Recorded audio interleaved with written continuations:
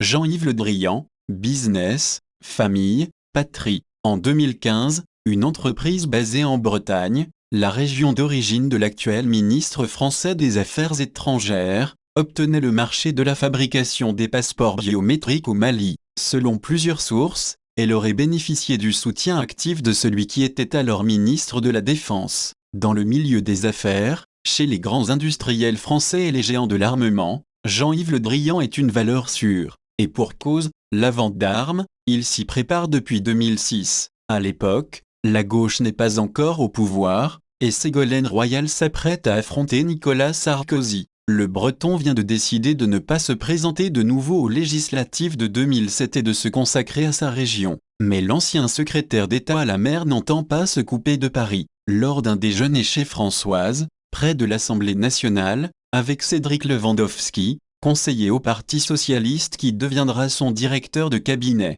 Le Drian évoque la nécessité de rester attentif à des opportunités gouvernementales. Lewandowski, franc-maçon du Grand Orient comme son futur patron, suggère la défense. Le Breton, qui a commencé à travailler en tant que député au sein de la commission défense de l'Assemblée dès 1978, acquiesce. Pour l'ancien maire de Lorient, le domaine militaire est une évidence. Né dans cette ville d'après-guerre en ruine, il s'est formé politiquement au sein de la jeunesse ouvrière chrétienne, dont ses parents sont militants, et a grandi au contact de l'arsenal de la ville, qui a longtemps produit les navires de combat de la République française, réseau la guerre et l'industrie. En 2006, ces deux piliers deviennent l'alpha et l'oméga de son ambition ministérielle, que 4 hommes se chargent de concrétiser: Lewandowski, évidemment, l'énarque François Roussoli, son futur conseiller spécial Jean-Claude Mallet, aujourd'hui directeur des affaires politiques chez Total, et l'ancien officier de l'armée de terre Jean-Michel Palago.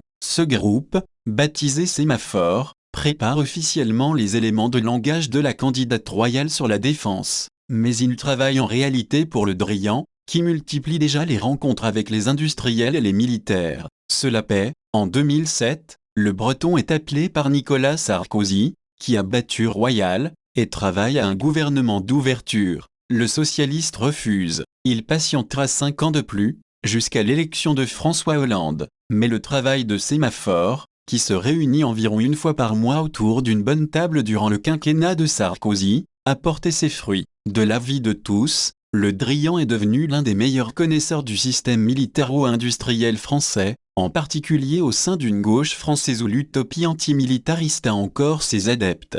Grâce à son comité ministériel des exportations de défense, COMED, piloté par Lewandowski, il fait passer le montant des ventes d'armes françaises de 4,8 à 16 milliards d'euros lors de ses 3 premières années à l'hôtel de Brienne. Le phénomène Le Drian, les éditions du coin de la rue, 2016. Pour les industriels de la défense, le VRP breton fait figure de champion, un statut largement assumé par l'intéressé, qu'il a continué à endosser après son passage à l'Europe et aux affaires étrangères, en 2017, où il a embrassé sans rechigner le concept de diplomatie économique vanté par l'un de ses prédécesseurs, Laurent Fabius. Le ministre de l'Afrique est reçu comme un chef d'État, tutoie la plupart des dirigeants du continent. S'il y a bien un endroit où la parole de Le Drian pèse, c'est en Afrique, particulièrement francophone. Quand il prend ses fonctions à la Défense, il ne connaît pourtant pas plus que ça ce continent où la France possède ses plus importantes bases militaires. Il multiplie les déplacements, bénéficie de ses réseaux bretons et socialistes, et s'érige peu à peu en une figure incontournable du petit monde de la France-Afrique. Celui que l'on surnommait lors du mandat de François Hollande le ministre de l'Afrique est reçu comme un chef d'État, tutoie la plupart des dirigeants du continent qui connaissent ses liens forts avec Hollande, apprécient ce politique pragmatique, à l'ancienne, et lui font une confiance quasi aveugle, au point qu'un maître escroc franco-israélien, imitant sa voix à la perfection, parviendra à piéger au téléphone quelques chefs d'État du continent afin de leur extorquer de l'argent en guise de contribution au soi-disant paiement de la rançon d'otages français au Mali. Quand Jean-Yves demande, on ne dit pas non. Alors on se plie en 4 pour obtenir ses faveurs, quitte parfois à lui rendre quelques services, et le regretter par la suite. Quel ingrat! Dans l'Airbus qui l'emmène ce 30 juin 2018 à Nouakchott, où doit se dérouler le 31e sommet de l'Union africaine, UA,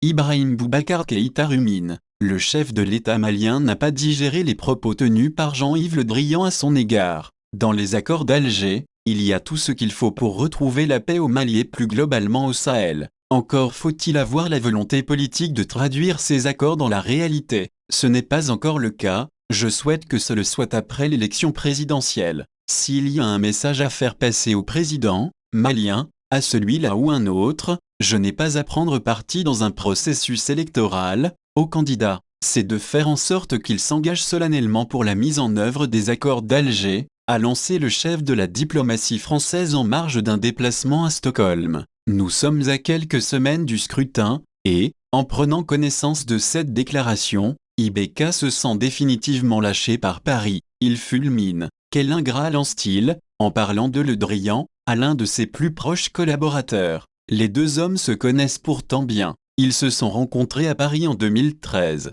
Mais leur relation, d'abord sans nuage, s'est progressivement tendue. Lorsque le chef de l'État malien retrouve ses pairs dans la capitale mauritanienne, le hasard des agendas présidentiels fait qu'Emmanuel Macron, le président français, doit lui-même effectuer une visite en Mauritanie les 2 et 3 juillet. En marge du sommet de l'UE, il doit s'entretenir avec Mohamed Ould Abdelaziz et prendre part à une réunion de travail avec les dirigeants du G5 Sahel. Quand c'est pour me demander un service, ce n'est pas la même histoire. Arrivé le 1er juillet à midi, Macron participe illico à un déjeuner à huis clos avec les chefs d'État présents. IBK est l'un d'entre eux. Assis à côté du Sénégalais Macky Sall, il n'a pas décoléré, il lance une pique remarquée au président français. Repu, chacun retrouve ensuite sa délégation, mais Emmanuel Macron n'a pas vraiment apprécié la remarque de son aîné. Le cadet demande des explications. Cela ne t'était pas destiné, c'était pour Le Drian, répond le chef de l'État malien, qui se tourne ensuite vers l'intéressé breton, le regardant droit dans les yeux. Quand c'est pour me demander un service, ce n'est pas la même histoire. Les quelques personnes qui assistent à cette scène inhabituelle dans le monde si souvent feutré de la diplomatie s'interrogent. Mais que peut-il bien vouloir dire ? Ibrahim Boubacar Keïta fait en réalité référence à un épisode bien précis. Il concerne l'obtention, en 2015, du marché de la fabrication des passeports biométriques maliens par la société française Ouverture Technologies, devenue Idomia. Depuis 2001, c'est la Canadian Banknote, CBN, une société canadienne, qui est chargée de leur confection. Mais son contrat arrive à échéance à la fin de l'année 2014. Les dirigeants d'Ouverture, qui ambitionnent de s'implanter au Mali depuis plusieurs années, se positionnent rapidement et bénéficient d'un important lobbying de l'État français. Insistance. À la fin de 2013, l'ambassadeur français à Bamako, Gilles Huberson,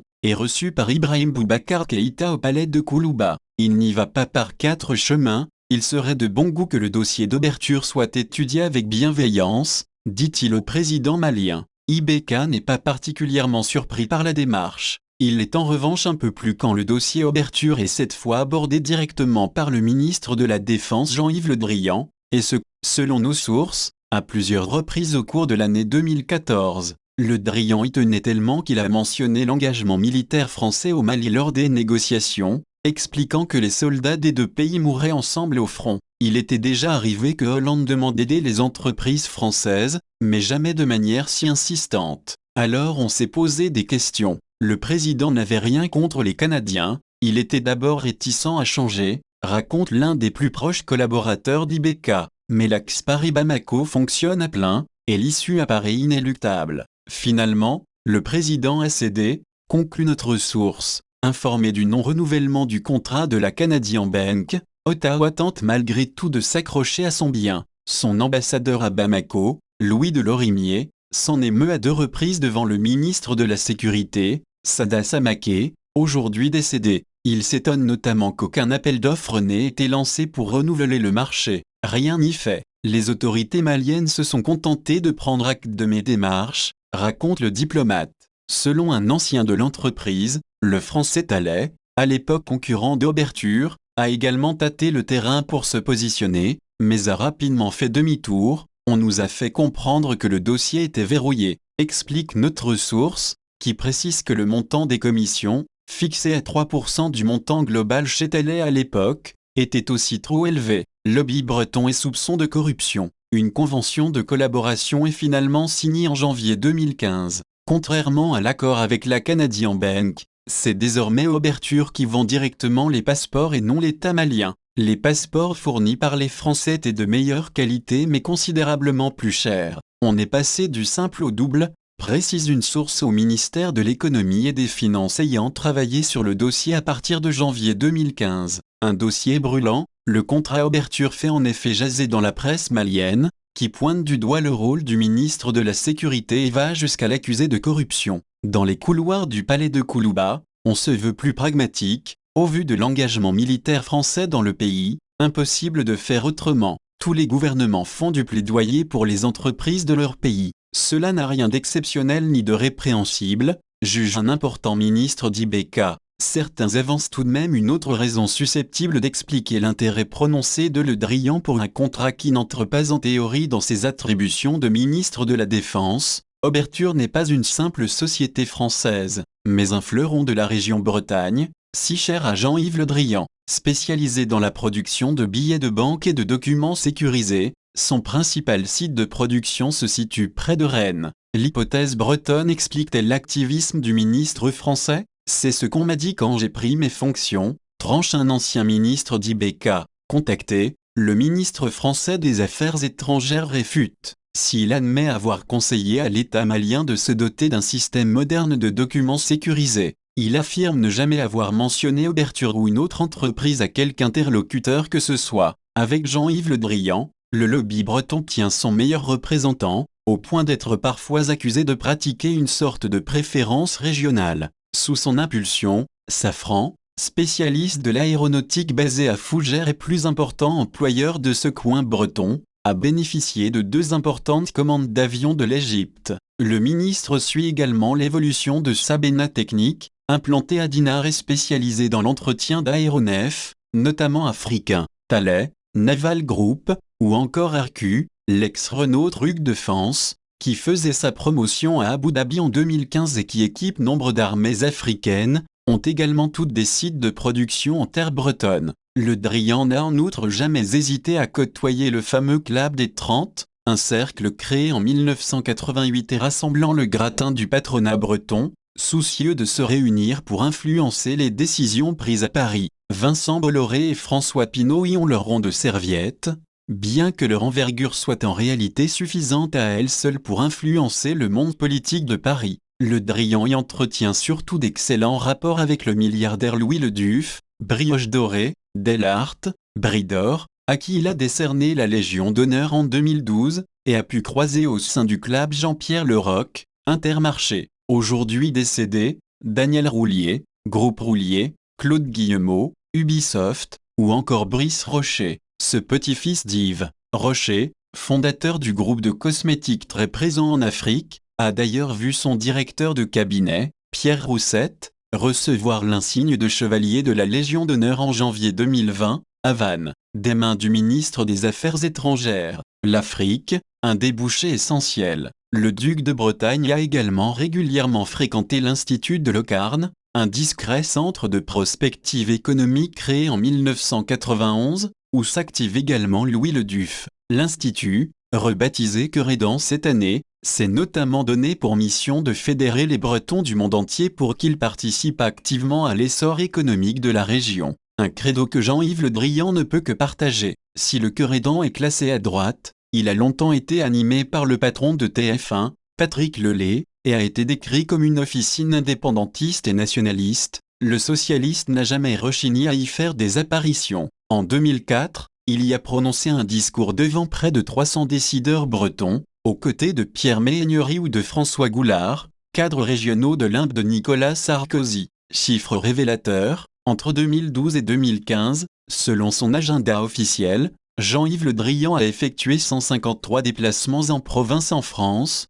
dont 53 pour la seule Bretagne. Lorsqu'il était ministre de la Défense, 2 membres de son cabinet étaient également directement affectés aux affaires bretonnes, et le patron de l'hôtel de Brienne réunissait aussi régulièrement les parlementaires de sa région à son ministère ou participait souvent aux réunions de Bretagne Commerce International, BCI. Le 12 janvier 2018, à Rennes, alors qu'il effectue une énième visite sur ces terres, le ministre n'y va d'ailleurs pas par 4 chemins. Devant les représentants de 200 entreprises adhérentes de BCI, il résume son action en 2 phrases: « Il faut que nous prenions toute notre place dans le développement de l'Afrique. Pour l'exportation, c'est une destination essentielle pour la France et pour la Bretagne.